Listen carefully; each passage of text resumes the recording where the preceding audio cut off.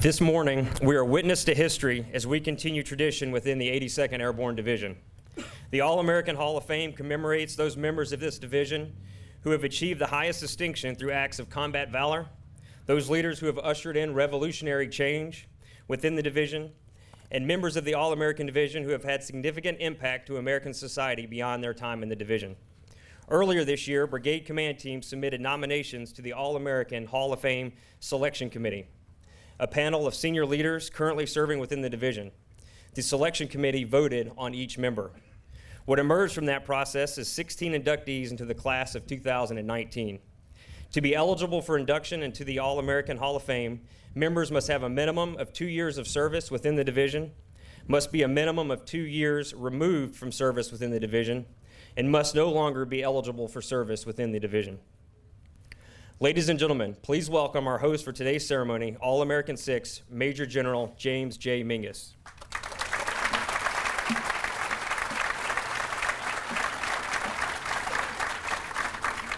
Well, how's everybody doing today? Welcome to everybody, our distinguished guests, family, friends, and the troopers that are out there. What an amazing day. It's been an amazing week, and this is just going to be a small part, but a significant part of what we're going to celebrate this week. Let's give the chorus another round of applause.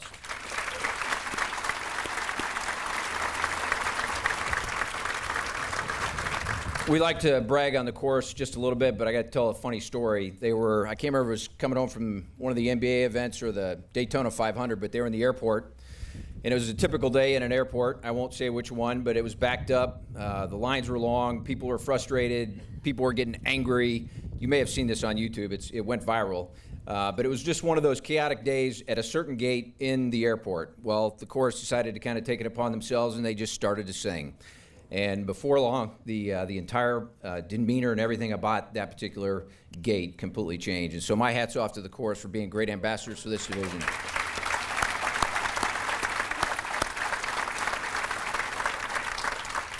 Well, this is our second year. Last year we inducted 20. This year, as illustrated just a few minutes ago, was 16. You met Brian, our new chaplain, who's been in the job about 2-3 weeks now. And about a week ago, I sat down with Brian and said, look, for this, we do, and I hate to say this, but we do have some folks that are getting up there in age. So overcast, a little bit of breeze, about 80 degrees would be perfect for this particular day. Well, Brian, you pulled it off.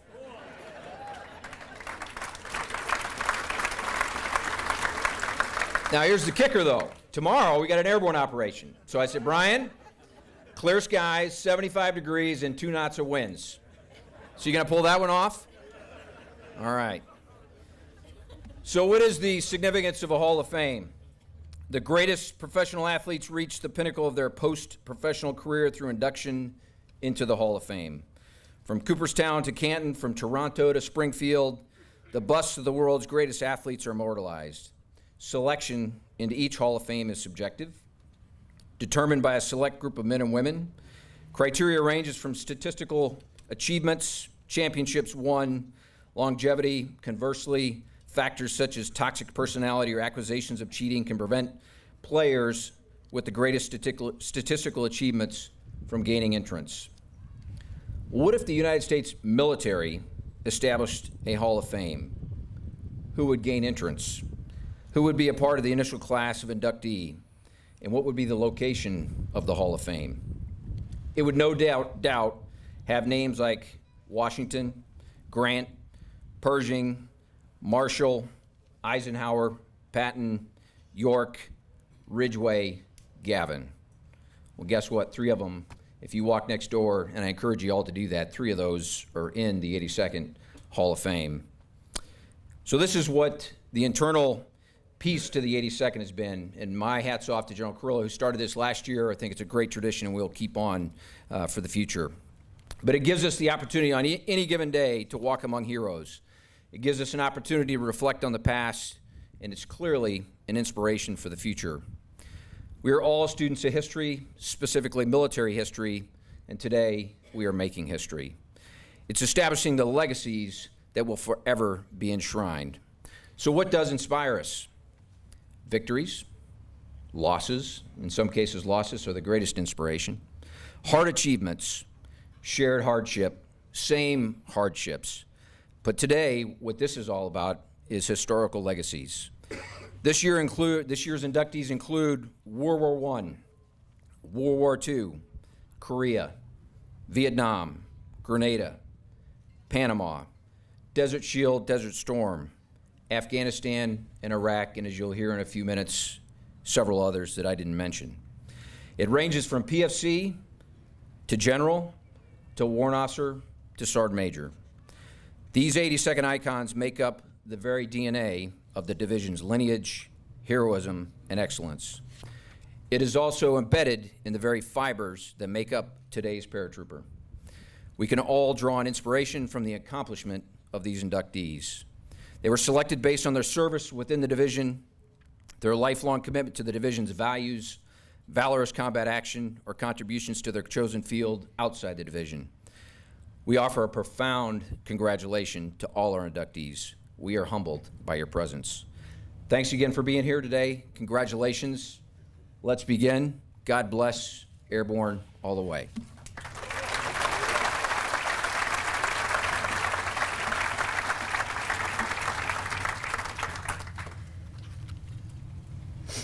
Ladies and gentlemen, we will now recognize our inductees. Inductees are designated representatives. As your name is called, please make your way to the front and take a seat from left to right. Command Sergeant Major Joseph R. Allen. A 13-year All-American and career paratrooper, he distinguished himself as Command Sergeant Major of the 82nd Airborne Division Support Command from 1999 to 2002. Upholding the unit's readiness during Operations Allied Force and Joint Guardian, while transitioning its efforts to the post-9/11 period global war on terror. From 2006 to 2010, he would be the first sustainer to hold the position of Command Sergeant Major of the 18th Airborne Corps. Command Sergeant Major Allen.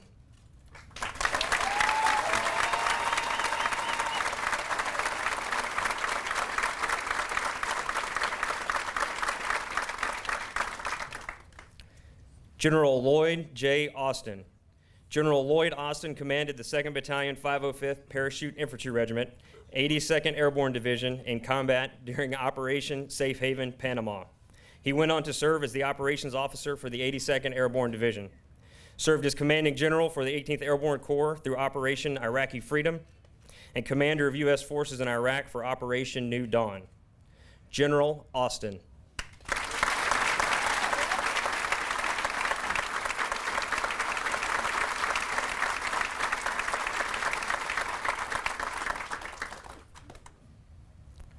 Major Moffett T. Burris. Major Moffett Burris led India Company 504th Parachute Infantry Regiment in combat during the famed Wall River crossing in 1944. He is a Silver Star recipient and author of the book Strike Hold, chronicling his unit's actions during World War II with the 82nd Airborne Division. He later served as a state representative for South Carolina from 1977 to 1992. Major Burris represented by Mr. Francis Burris.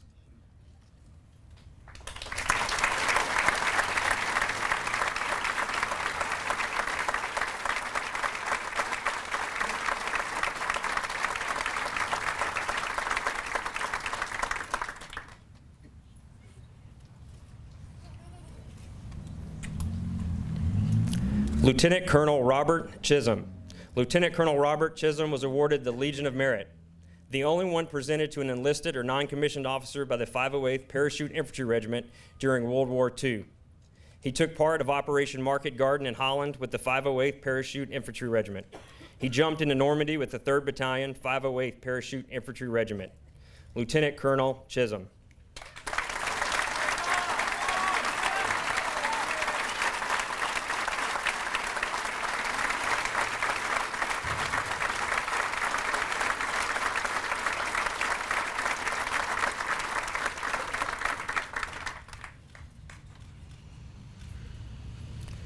Lieutenant General George A. Crocker. Lieutenant General George Crocker commanded the 1st Battalion, 505th Parachute Infantry Regiment and deployed to Grenada as part of Operation Urgent Fury in 1983. He commanded the division's 1st Brigade deploying to the Honduras in response to a Nicaraguan incursion and later served as the division's operations officer and chief of staff, where he supervised the planning and execution of Operation Just Cause. Lieutenant General Crocker concluded his time in the 82nd Airborne Division as the division's 38th commander from 1995 to 1996. He is a Silver Star Medal recipient and completed his service as the commanding general for 1st Corps. Lieutenant General Crocker.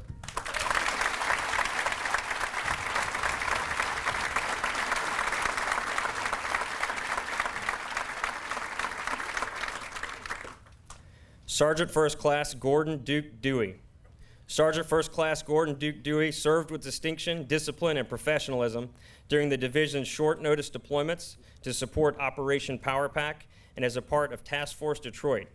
Then Staff Sergeant Dewey also deployed with Recon Platoon, 1st Battalion, 505th Parachute Infantry Regiment, to Vietnam, where he organized and trained the Golden Brigade's Long-Range Reconnaissance Patrol Team and was a chief planner for Operation Mott, a combat operation where the brigade wiped out the 22nd North Vietnamese Army Regiment. After his service in the division, he assisted in founding the Headquarters Joint Casualty Resolution Command, where he trained and instructed search and recovery teams to search for missing Americans in Vietnam. Sergeant First Class Dewey.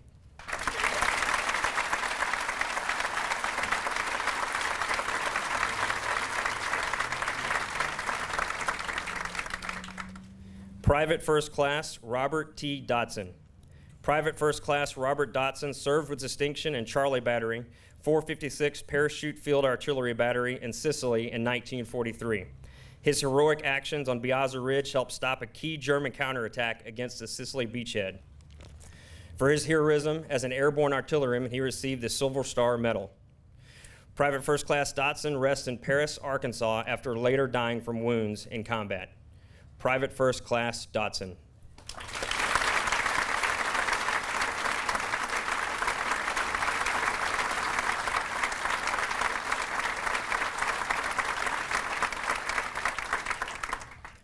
Command Sergeant Major Stephen R. England. Command Sergeant Major Stephen England served as a Sergeant Major in the 82nd Airborne Division from 1991 to 2000. Assigned as Operations Sergeant Major 4325 Parachute Infantry Regiment during Operation Desert Storm. He then went to assume responsibility as Command Sergeant Major of the 3505th Parachute Infantry Regiment, then the 325th Airborne Infantry Regiment. He became the 82nd Airborne Division Command Sergeant Major, as the 18th Airborne Corps Command Sergeant Major, earning the Distinguished Service Medal. Command Sergeant Major England.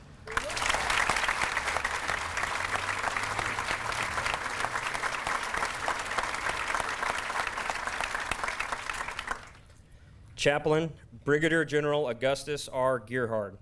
Chaplain Gearhard was commissioned as an Army chaplain in 1918 and assigned to the American Expeditionary Forces in France. He received the Distinguished Service Cross for his ministry while serving in the 328th Infantry Regiment. After World War I, he served for 17 years in the U.S. Army Reserve, at which point he transitioned to the U.S. Army Air Force, serving as the 5th Air Force chaplain in the South Pacific Theater during World War II. He received the Silver Star Medal for his ministry. In August 1950, after transitioning to the U.S. Air Force Reserve, he was appointed the Air Force Deputy Chief of Chaplains. Chaplain Gearhart, represented by Mr. Nick Gearhart.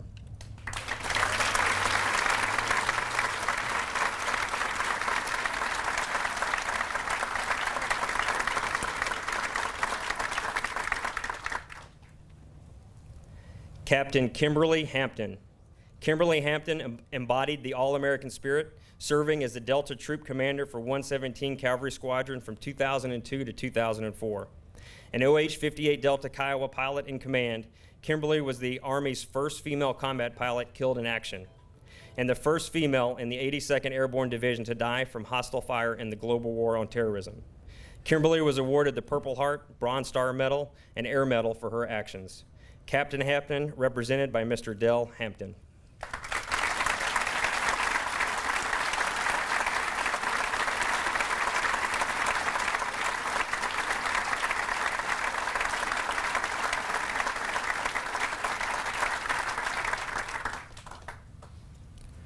Lieutenant General James H. Johnson, Jr. Lieutenant General James Johnson, Jr. served in the 82nd Airborne Division as a leader at every level.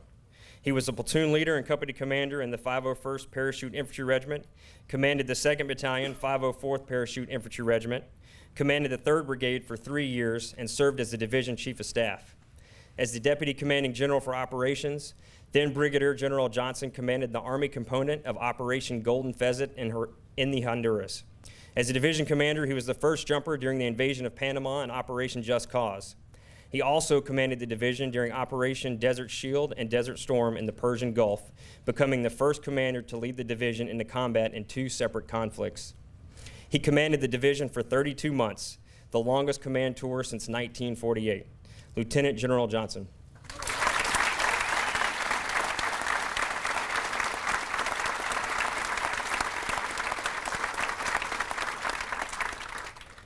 Brigadier General Dennis Kerr.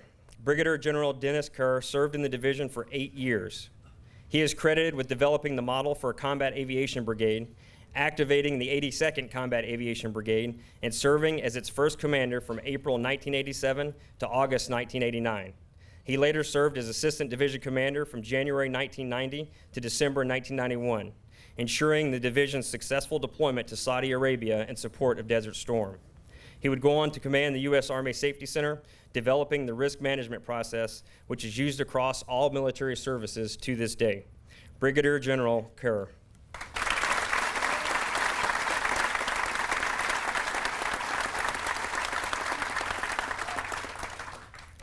General Carl W. Steiner. General Carl Steiner joined the 82nd Airborne Division in 1972, where he commanded the 2nd Battalion, 325th Airborne Infantry Regiment. He would continue his outstanding service to the division as the Assistant Chief of Staff, G3. He is also a recipient of the Freedom Foundation Award and the Distinguished Alumnus Award from Tennessee Technological University. Steiner has also been active teaching the Joint Warfare Fighting Course at the Joint Forces Staff College in Norfolk, Virginia, and works as a senior advisor for new joint warfighting experiments. General Steiner.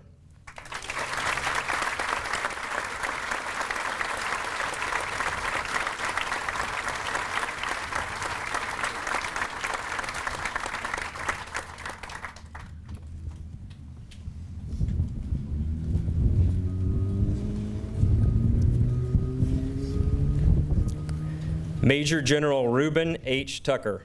Major General Reuben Tucker commanded the 504th Parachute Infantry Regiment in combat from 1942 to 1945 in Sicily to Germany. Commanded the 504th during the famed Wall River crossing, capturing the Nijmegen Bridge. A Distinguished Service Cross and Silver Star Medal recipient, served as Commanding General at Fort Dix and later served as the Commandant of Cadets at the Citadel. Major General Tucker represented by Brigadier General Retired Chris Tucker.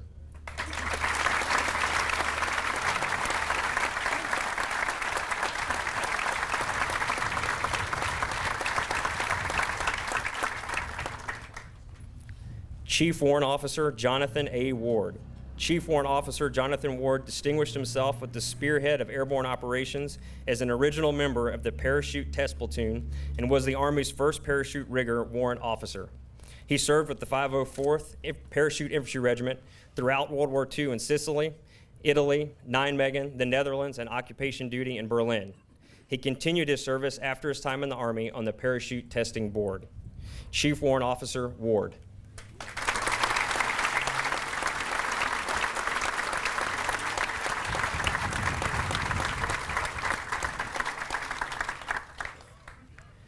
Lieutenant General John R. Vines.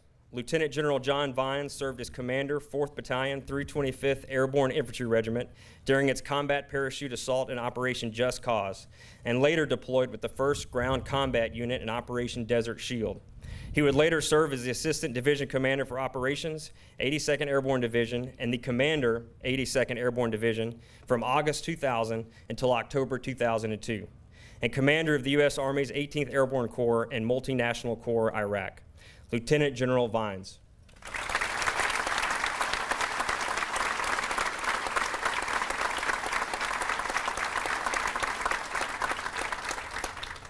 Ladies and gentlemen, please join us in congratulating the 2019 class of the All-American Hall of Fame.